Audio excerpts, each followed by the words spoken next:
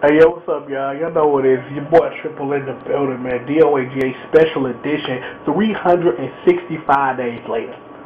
Now, today is the 1-year anniversary of the console release of Street Fighter 4 in the United States.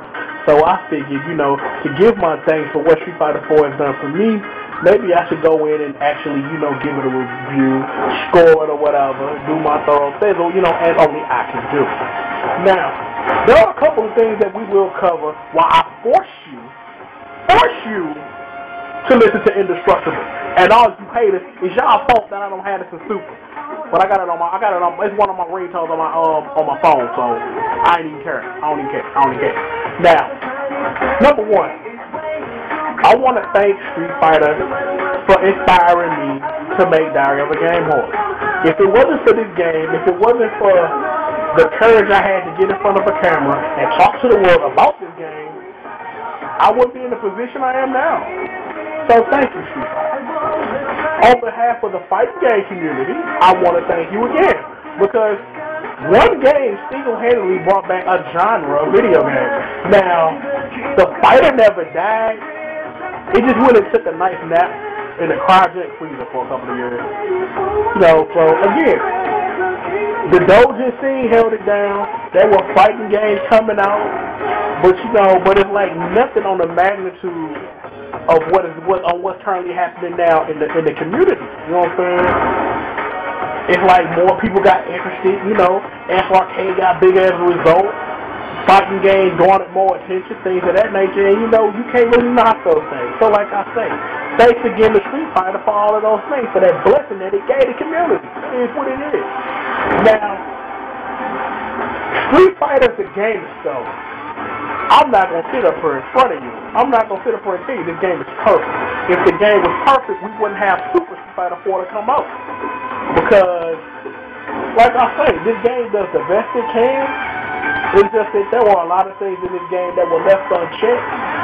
But hopefully Super will address those things without taking away what was so great about this. You know what I'm saying?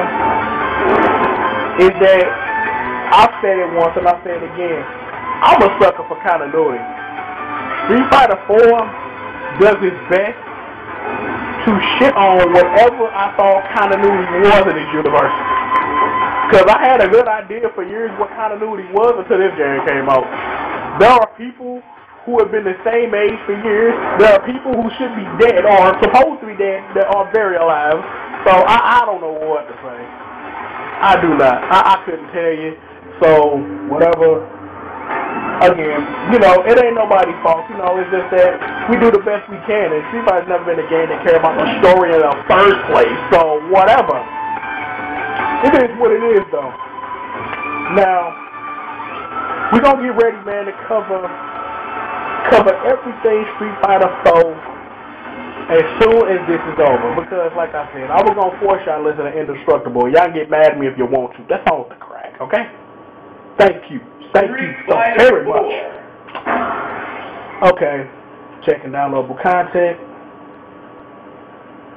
Real quickly before we begin, so I don't have to cover it later. Unfortunately, I was one of those cats that got hit with the same game glitch.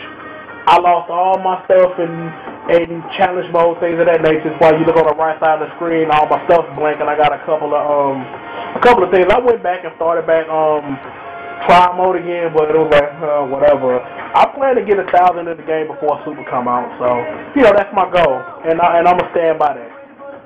Now, let's get into it. Arcade mode. What I like about the arcade mode is that it simulates the arcade to a T, especially with challenge battles. You know what I'm saying? It really separates. Like if somebody, because I've seen how the Street Fighter 4 arcade machine works. If somebody sitting next to you, you do link battles. And I really appreciate that they took the time, to actually replicate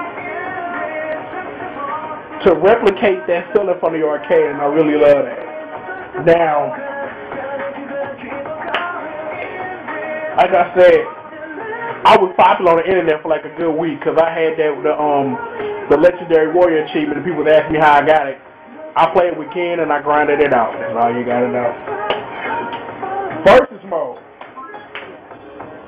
Player versus player, player versus CPU. When I tell you every time I review a game how much I love player versus CPU, but I guess let me just go into it real quick. The reason why I love player versus CPU mode is because it's like practice mode, but in a battle situation. Because it don't matter how much you practice, because if you don't practice it in a battle situation, it's not gonna work. Another alternate suggestion I like to try, I get my little cousins over here and let them mash buttons. If I can't do something with kids mashing buttons, I don't need to be doing it against somebody who can actually fight back. Xbox Live. We're not gonna get into this. Let's just put it in a real simple line. Number one, fuck rage quitters. Number two, the online's not the best in the world, but you know it does what it can. I've had some good matches, some bad matches, and some in between. Three, Super is going to address most of these things, so you know I don't have nothing to worry about. Challenge mode. Now, challenge mode, you got your survival, your time attack, and your trial mode. Like I said earlier, I got hit with the save game glitch. I had just did Viper 5, came back 2 days later, no more save data. I was very angry. I was angry for a long time. Very, very, very angry. But you know, I've since, forgiven. Forgive and all that, whatever. Here's what it is. Training mode. Now, like I said, if you want to hone your skills, training mode is one thing. But like I say, from one fighting game enthusiast to anybody else who's listening, training mode is nothing without practical practice. Now, you can practice the combo all you want, but if you're not trying to practice on landing it on something that can fight back, it's not going to really help you that much. So, like I say, if you want to get better, you got to get in, dig it out, and grind it out. Unfortunately, like I say, because Xbox Live the way it is with rage quitters and things like that, I say particularly the people that I know. So, and I know a lot of good high quality level players. So, whenever I get in, I'm always going to level up no matter what. Player data. Now, player data keeps track of how much you play a character, your stores in arcade mode, and like online. I think it keeps track of it does. No, I take that back. It does keep track of like online leaderboards and things like that. So I've never had a reason to look at it. So whatever. Gallery mode. Gallery mode houses all the intros and outros for all the characters once you beat it with every character and things of that nature. It also has a lot of concept art for stuff that was never used, and you take a good look of what Viper should have looked like, the alternate costume that could have been, and things of that nature. There's option mode, change your buttons, things of that nature, whatever. Do what you gotta do, And Xbox Live Marketplace.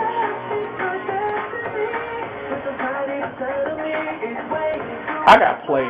I was one of those fools who bought costume packs every week. Hopefully, before the game comes out, Capcom actually says whether or not they're going to do a full enclosure pack of all the costumes. And Capcom, if you do me a favor, before Super come out, could y'all put all the costumes on sale? I'd appreciate that, because I'm missing the pack. I'm not going to get into it why. If they want to holler at me about that.